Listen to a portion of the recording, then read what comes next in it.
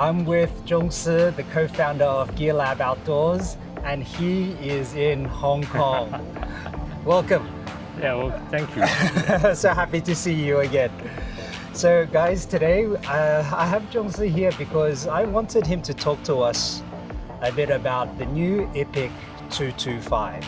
I think most of you are aware, or hopefully most of you are aware, that the Ipik 225 is newly launched, and I really wanted to ask Chung Shih what are the differences, what inspired him with the changes, and also just to understand his thought process. So Chung Shih, Yeah, Ipik. Ipik 225. Ipik Yes. 225. So in front of us we have the Ipik, Yeah. and then we have the Ipik 225. What happened here? What happened here? Okay, it was 219. When we made the 219, also we think about the different lens, but we just focus on one lens first. After maybe 1 or 2 years, the production, then we have some problem. Okay, we just get off on the water. So we just finished kayaking, guys. It's a bit wet. Yeah. To fit the insert, this tube and this Right. tube, fitting this tube takes us a lot of times to fit like perfect.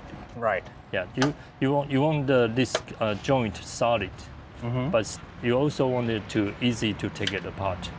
Yeah, so you need to have the gap. You cannot have too much gap. Too much gap will be like loosened. The mechanism of this kind of tube is like actually it's a little bit taping shape, like small and bigger. Then when they joint, they will okay. become like really tight. But it's difficult because the very little tolerance. And then we are thinking about can we design another joint, like easy to take it apart, but when you joint, it's still locked. So in the next generation of the joint, we have the thing we call there's a square shape, we call the diamond joint. And this one will fit into the tube inside. There's a shape inside that it can like fit in together and become solid. And meanwhile, we need to lock this place. So we have we call that the tooth. Oh, is that what you call it? Yeah, we call that It's called a tooth. tooth. And the okay. tooth will lock with the shape at the female side. Yeah. So once you lock, like then there's no rotation, and it's solid. And because of this thing and this thing, we can leave more tolerance between the tube and the here. Okay. I see. So it's easy to, it's slightly loosened, so easy to take apart. I see. But when you joint, it's perfect. locked together. The Ipik that I have, the original one, I had no issues of it, moving. Normally the issue will be too tight. Okay. So when people try to remove it, It's difficult because it's taping shape. right. Yes. And what was this a feedback from paddlers? Yeah, we have some paddlers have difficulty to take it apart, and also it's difficult to manufacture. Okay, so there's Difficult two to make. reasons there. Yeah, so this one Okay. is easier to, it's a plastic, it's injection plastic part. So the size can be easy to control, and compared to the Right. carbon fiber is it's difficult to control the size and the tube of the tube. Yes. Right. Okay. Yeah. Understand. So then adding these and this bit, and I'm sure you've added more here. Does that add to much of the weight? In the beginning, we added too much weight in this joint. This is the plastic part. Okay. But last year, we spent a lot of time to cut the weight off. We modified the mold again and again and make it lighter and lighter, just like the, yeah. Like what you've done with the tip. Yeah. Take the useless right. parts away, and Okay. actually we did it too much. And then we put something back again. Oh, okay. So you went too extreme. Yeah, Okay. Did that mean if you did a bit too much, you felt that it wasn't strong enough? Yeah, not strong enough. So we found that there's a weak point, and then we put Okay. the something material back again. Okay. So this is one of the major differences. Yeah, this is the biggest difference between. Yeah. But how about the others? I saw a few differences, and I wanted to confirm with you what the differences were. This bit here Is it to decrease the weight of the paddle? No. This No? Okay, no. so my assumption was, because whenever I think about these things, I think about the time where you tell me you're trying every single way to lighten the paddle. But this is also I'm trying every single way to make it durable. Because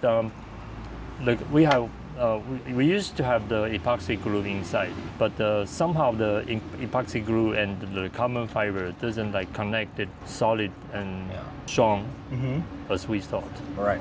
And so we need the extra glue to dip into the gap. After we assembly the tip, there's already an epoxy inside, right? And we will put extra glues here to fill it. Then they will become stronger. Another question that I have, the design is a little different of the blade with the original Ipik. What do you mean different? You mean the pattern? Yeah, the pattern I mean. You mean the pattern? But the design, yes, we'll come back to this, but the design is a little different. And I don't know if you saw my video about the Ipik 225. My friend said that this looks like mountains. Mountains. Yeah. So, with your logo of Gearlab Outdoors. Actually, this is we call the waving. It's use the carbon fiber to. It looks like making socks.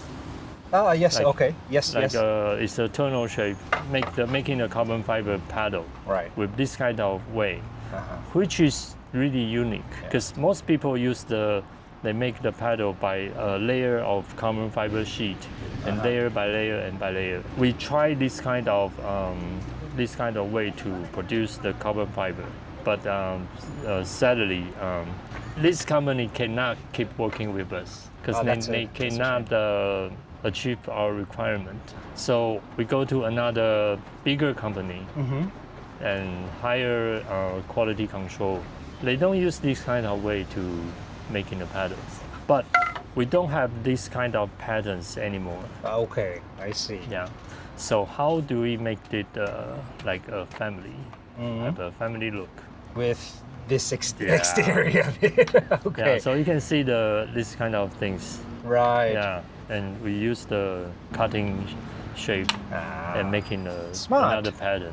Okay. Yeah. It looks different, but it looks like some connections. I like the idea that it looks like a mountain. It's something that I thought was quite creative, but also it feels different in the hands, right? Which part do you think? I don't know what it is. When I first used it, when I first paddled it, I don't know if it's because of the length, because I'm used to a 220 max. I'm not usually using a 225 or a 230, so it could be that. But I felt that the new Ipik 225 was more solid. It felt, I don't want to say strength because the Ipik has a lot of strength when I use it, but it felt more thick inside. We can call that stiffer. Stiffer. Yeah. Material is different. Material is different. That's what's the difference. Structure is also different. Okay, so there's a lot of differences. And for me, it's a very visual difference. Even the design is different. We make it even sharper. That's what you meant. Okay, now I get it. We made it even sharper. We want to make it as sharp as possible. See, it's quite difficult for people to see that. Yeah. You paddle the Akiak, right? Yes. If you paddle Akiak, the radius is like this big. Yes, it is. Yeah. It's much wider. This big to this big, it becomes different. And this big, it become this big, is also different. Yeah. So what is the actual weight of the new one? Well, it's a little bit more than 600. A little bit more than 610 something. Okay. So it's actually not that much heavier. Yeah, especially it's 225. Yeah. So we have a little bit material, more material on 225. Now that we have the Ipik 225 and we have the Ipik 219, which is the original one, will this discontinue? No. No? Okay. No. Okay. I mean the lens will have a new version of 219. Okay. It's in process right now. It will follow the joint. Okay, It becomes- so yeah. this will become like this in a Yeah. new 219 version. 219 version. Okay, anything else that you want us to know about the Ipik 225? The material is different. Mm-hmm. So I can share a secret. The manufacturer doesn't tell us what the material is, Oh, because he said it's kind of military grade material, so he cannot tell us. He put the special material in somewhere so he can keep the strength, then still have the lightweight. interesting. Yeah. Ah, so you have military grade paddles. Well, not all of them, but But parts the of it. material are mixed together. Yes, They just okay. calculate and put the different material in different place. Actually, some people ask me what kind of material you use, but I don't know. Yeah. Yeah, but it feels good. If the feeling of it in the hands, even like the finishing is different. Yeah, finish is Yeah. different. Yeah. And I feel like the finishing of this, I have more grip. Really. I don't know if people Okay, told you. it's actually the finishing of the carbon fiber. We don't have spray on this. Right. There's a spray. I see. Okay. There's no spray on So this. that's why it's a bit more matte. Yeah, it's matte, and you can see the textures. It's the material textures. So I do feel like there's more friction. I don't know why, but when I paddle, sometimes I slip. Even with gloves, I slip. Yeah, with gloves it's a little bit longer. Yeah. I slip too. Do you slip too? Okay, so it's not just me. Yeah. Good. But with this, I felt like I didn't have any slips. So I really like the surface, the finishing on this. Okay, so guys, as always, I'd like to thank Chung Shih again for sharing how he came up with new products. He's always very transparent. And what I love most is that he always takes customer feedback and to see how he can do it better. He's always using it and testing it as a user. So he knows exactly what people are saying when he gets the feedback. Thank you again. you. Happy to see you in Hong Kong. Yeah. And I'll come and visit you soon in Taiwan. I think I'll be coming to visit you soon. Okay, Yeah. great. So stay in touch, guys.